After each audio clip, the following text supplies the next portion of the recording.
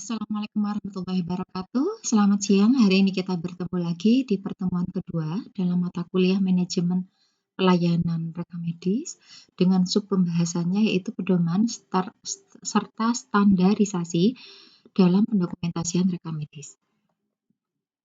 Mengacu pada aturan yang dikeluarkan oleh Badan Kesehatan Dunia atau WHO pada tahun 2007, kemudian mengacu pada Health Information Management yang dikeluarkan oleh atau author Abdul Haq, Margaret Skurka, di mana dalam mendokumentasikan rekam medis baik secara paper ataupun elektronik tentunya ada panduan yang harus terpenuhi. Nah, di sini yang pertama, rekam medis mengacu kepada regulasi 269 tahun 2008 yang menyebutkan rekam medis merupakan catatan atau dokumentasi yang berisikan data pasien, kemudian pemeriksaan saat ini, riwayat penyakit terdahulu, diagnosis yang ditegakkan oleh dokter, pengobatan, kemudian planning, serta tindakan atau prosedur penunjang yang diberikan kepada pasien. Rekam medis wajib dibuat oleh dokter maupun dokter gigi yang menjalankan praktek. Selain itu, tenaga kesehatan yang memberikan asuhan kepada pasien wajib mengisikan rekam medis. Dalam Konsil Kedokteran Indonesia, tentunya ini juga diperkuat bahwasanya pendokumentasian rekam medis tidak hanya memberikan perlindungan kepada pasien, tetapi juga kepada nakes atau dokter yang memberikan asuhan kepada keperawatan. Yang ini, yang pertama, medical record itu harus jelas. Jelas dalam artian itu kontennya itu jelas sebagai alat komunikasi antar tenaga kesehatan. Karena sifatnya jelas, oleh karena itu dalam pendokumentasian berbasis kertas, tulisan mudah dibaca. Kita sebagai perekam medis tentunya merasa kesulitan ketika akan memberikan kode atau memberikan coding prosedural maupun diagnosis apabila diagnosis yang dituangkan oleh dokter pada ringkasan masuk keluar itu tidak mudah dibaca sehingga dapat menyebabkan pemberian kode tidak tepat dan akurat. Yang kedua, isiannya harus konsisten, harus ajak, sehingga dapat memenuhi kualitas dalam pendokumentasian rekam medis. Yang ketiga, datanya lengkap. Rekam medis segera dilengkapi mengacu pada standar pelayanan minimal nomor 29 tahun 2008 menyebutkan bahwa dalam standar pelayanan minimal tersebut, kelengkapan rekam medis diisikan setelah pasien pulang atau setelah pasien diberikan pengobatan atau perawatan oleh tenaga yang memberikan asuhan. Batas maksimal dalam kelengkapan tersebut untuk mengembalikan maksimalnya yaitu 14 hari setelah pasien pulang. Lebih baik lebih cepat, tetapi ada beberapa regulasi di mana setiap kebijakan rumah sakit berbeda-beda. Ada yang maksimal 14 hari, ada yang 11 hari, ada yang 10 hari, tergantung dari kebijakan yang diberikan oleh dokter. Oleh karena itu, kita sebagai perekam medis yang bekerja di bagian assembling serta analisis akan memberikan note atau catatan kepada dokter untuk segera melengkapi supaya dalam pendokumentasian dapat memenuhi aspek quality documentation of medical record.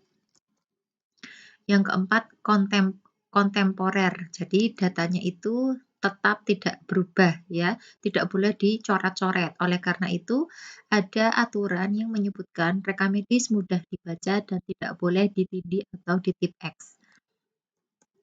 Yang selanjutnya, konsekutif. Jadi konsekutif dalam artian di sini karena aspek pendokumentasian tidak hanya sebagai pemenuhan administratif, tetapi juga dapat digunakan sebagai pemenuhan regulasi, aspek legal, kemudian finansial, selanjutnya dapat dijadikan sebagai alat komunikasi.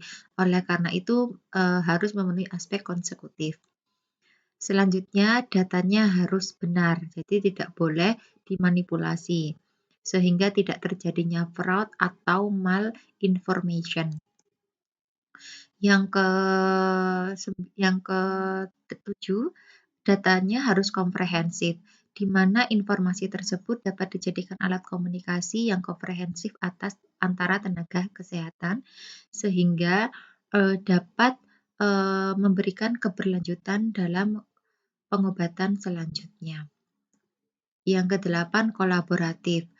Yang dimaksud kolaboratif di sini karena yang mengisikan rekam medis itu setiap formulir berbeda-beda, oleh karena itu harus memenuhi aspek kejelasan, keajekan, kemudian dilengkapi sehingga menjadi informasi ketika dikolaborasikan menjadi informasi yang dapat mendukung pengambilan keputusan yang akurat.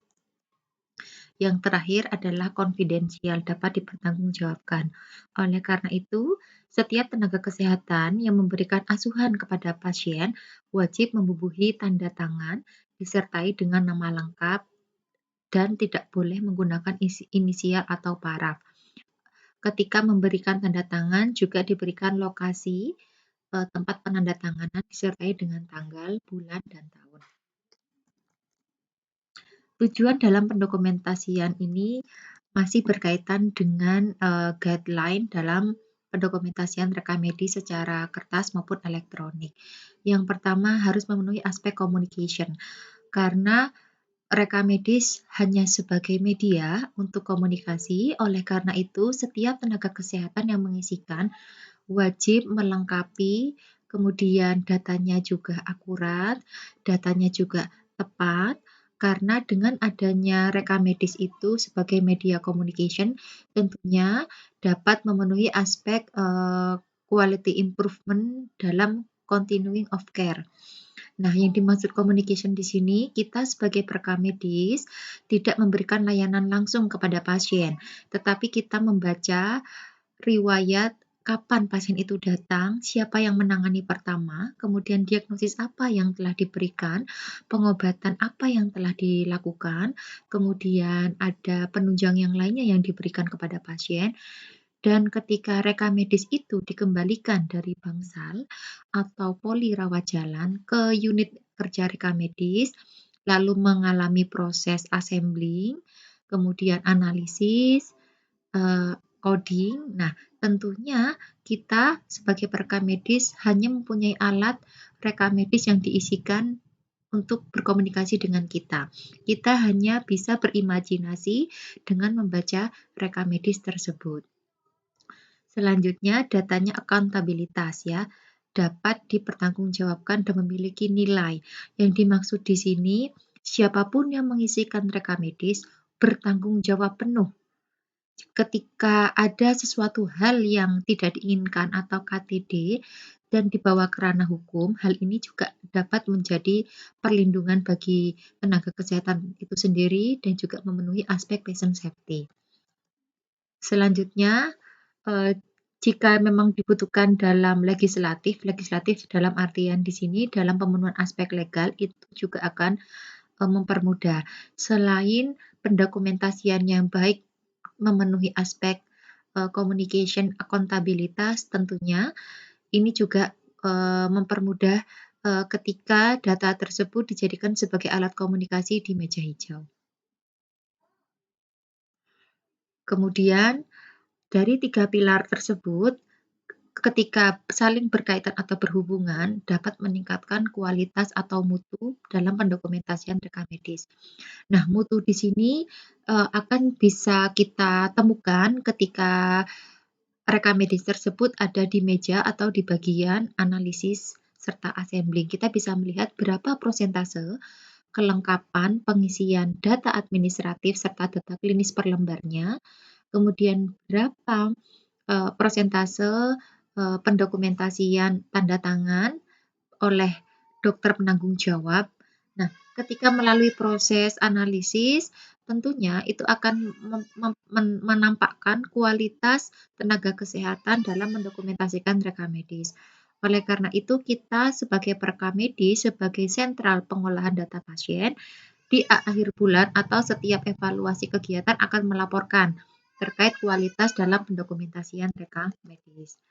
Selanjutnya, rekam medis tentunya tidak hanya memenuhi aspek 4 pilar ini, tetapi dapat dijadikan sebagai bahan penelitian atau bahan edukasi. Bahan penelitian yang dimaksud Dengan adanya data rekamedis akan mempermudah para peneliti untuk mendukung dalam pengambilan keputusan atau kebijakan. Data penelitian dimaksud ini juga dapat memperbaiki pilar-pilar yang belum terpenuhi sehingga tujuan utamanya adalah peningkatan mutu, kemudian memberikan aspek keamanan bagi pasien maupun tenaga kesehatan. Yang core-nya atau final decision-nya adalah dapat membantu para pengambil kebijakan, teruntuk para direktur atau pimpinan tertinggi di institusi kesehatan, di Fasiankes tingkat pertama maupun tingkat akhir, dalam membantu para ilmuwan di bidang riset, kemudian epidemiologis dan tenaga kesehatan yang lainnya. Sehingga dapat bersama-sama untuk meningkatkan derajat kesehatan masyarakat khususnya di negara Indonesia. Yang terakhir adalah dengan kelengkapan data rekamedis tersebut tentunya akan memberikan dampak positif pada para pengambil kebijakan di bidang keuangan, kemudian sebagai sumber dalam pengambil kebijakan untuk reimbursement atau pembiayaan kesehatan. Dan tentunya ketika kalian flashback perkuliahan dari semester 1 hingga saat ini, rekamedis itu sangat erat kaitannya dengan berbagai lini ilmu. Misalnya sini berkaitan dengan ilmu manajemen informasi kesehatan, ilmu komunikasi, ilmu pelayanan prima, kemudian ilmu farmakologi, ilmu statistik kesehatan yang pada akhirnya juga berkaitan dengan ilmu atau bidang pembiayaan kesehatan.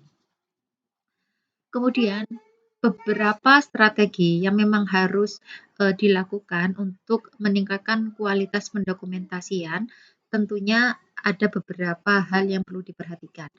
Yang pertama, perlunya adanya support atau dukungan dari organisasi. Siapa organisasi di sini? Organisasi di sini adalah dari tenaga pimpinan tertinggi yaitu top manajemen, kemudian middle management and bottom management. Nah, support di sini berupa apa? Berupa adanya unit rekamedis yang difasilitasi dengan adanya tenaga rekamedis.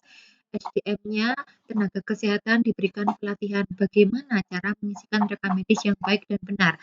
Dokter-dokternya juga diberikan pelatihan terkait dengan pentingnya dalam pendokumentasian rekamedis.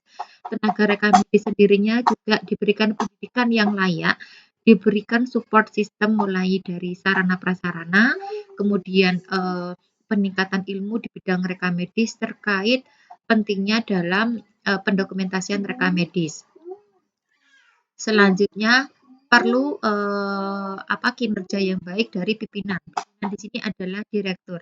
Direktur tertinggi mewajibkan semua tenaga kesehatannya yang memberikan layanan kepada pasien untuk membuat rekamedis. Kemudian adanya resource. Sumber di sini apa? Sumber adalah sarana prasarana yang mendukung dalam pendokumentasian rekamedis. Tentunya ketika rekamedisnya berbasis kertas, maka dalam pendokumentasiannya rekamedisnya dibuat dengan bahan yang sangat bagus yang tidak mudah rusak. Kemudian isiannya juga sangat mudah dipahami. Oleh karena itu, ketika kalian semester 3 kemarin belajar bagaimana cara mendesain formulir rekamedis sebagai alat komunikasi antar tenaga kesehatan. Kemudian perlunya adanya pengembangan tenaga profesional. Pengembangan di sini adanya diberikan pelatihan secara komprehensif bisa berupa seminar, lokakarya atau workshop, bagaimana cara pendokumentasian rekamedis. Mereka perlu terpapar pentingnya dalam pendokumentasian rekamedis. Perlu terpapar juga pentingnya ilmu mengcoding. Ya. Bagaimana keeratannya pendokumentasian yang baik dengan berbagai lini ilmu yang pada nantinya dapat memenuhi aspek pendokumentasian dan pemenuhan kualitas pada rekamedis dan mutu layanan kesehatan. Kemudian strateginya karena dijadikan sebagai alat komunikasi, tentunya aspek-aspek yang 8 pilar tadi harus terpenuhi. Yang terakhir adalah perlu adanya perubahan. Jika dari organisasi saja sudah tidak mensupport, kemudian pimpinannya sudah tidak mendukung terkait perubahan dalam pendokumentasian rekamedis yang baik, jangan berharap ketika rekam medis saja tidak dibuat, tenaganya tidak diberikan pelatihan, kemudian, tidak adanya komunikasi atau rapat rutin terkait peningkatan kelengkapan rekam medis, tentunya, impian dalam quality improvement tidak akan tercapai optimal. Nah, di sini ada 5 tabel yang perlu mahasiswa pahami. Yang pertama, siapa pelaku yang wajib mengisikan rekam medis. Jadi di sini documentation should be, jadi yang pertama kali mengisikan atau membuat rekam medis adalah tenaga yang memberikan layanan kepada pasien, yaitu dokter, kemudian perawat, bidan. Nah, pasien sendiri wajib memberikan informasi yang tepat dan akurat. Kemudian tenaga kesehatan yang lain. Tenaga kesehatan yang lain di sini yaitu tenaga yang memberikan layanan kepada pasien. Nah, di sini clinical document itu datanya harus diberikan semenjak pasien pertama kali masuk di rumah sakit atau Fasiankes, mulai dari pendaftaran. Nah, pasien memberikan data yang tepat dan akurat, lalu kita sebagai perekam medis yang bekerja di petugas pendaftaran wajib mengisikan data sesuai apa yang disampaikan oleh pasien yang divalidasi dengan identitas diri pasien. Yang kedua, harus ada unit rekam medis yang memberikan pelayanan dalam proses pengolahan rekam medis pasien. Perlu adanya identifikasi dan respons dari para pemberi layanan kesehatan. Nah, contoh di sini responnya adalah tenaga kesehatan yang memberikan asuhan kepada pasien wajib membuat atau mengisikan rekam medis. Selanjutnya, yang diisikan harus datanya jelas. Kemudian segera didokumentasikan. Untuk apa sebenarnya? Yang jelas tujuannya adalah untuk pasien. Tujuannya adalah untuk mendukung quality improvement. Tujuannya untuk memberikan perlindungan tidak hanya kepada pasien tetapi tenaga kesehatannya. Kemudian informasinya harus lengkap. Informasinya bersifat subjektif atau objektif. Hal ini tertuang dalam SOAP. Siapa yang diperiksa, siapa yang memeriksa, data apa saja yang diberikan, kemudian tenaga yang memberikan asuhan tersebut wajib menuliskan apa yang telah dilakukan kepada pasien. Dalam pemeriksaan mulai dari observasi, assessment, kemudian action and outcomes. Ini hampir sama dengan isian SOAP, subjektif, objektif, assessment, and planning. Kemudian kapan? Nah, kapannya itu semenjak pasien itu datang, diperiksa hingga pasien itu pulang. Itu wajib diisikan dan segera dilengkapi setelah pasien itu meninggalkan Fasiankes. Kemudian mengapa? Karena rekam medis itu dijadikan sebagai alat komunikasi antar tenaga kesehatan, kemudian juga merekam segala kegiatan yang diberikan kepada pasien sebagai dasar dalam mengevaluasi kinerja para tenaga kesehatan untuk pemenuhan aspek quality improvement. Kemudian tentunya hal ini juga saling berkaitan dengan coding purpose. Jadi kalau rekam medis yang jelas yang baik akan memberikan keuntungan bagi coder untuk memberikan coding yang tepat dan akurat. How? Bagaimana caranya? Tadi harus konsisten, clear, eligible yang memenuhi 10 aspek yang bola-bola di depan tadi. Terima kasih atas perhatiannya. Assalamualaikum warahmatullahi wabarakatuh.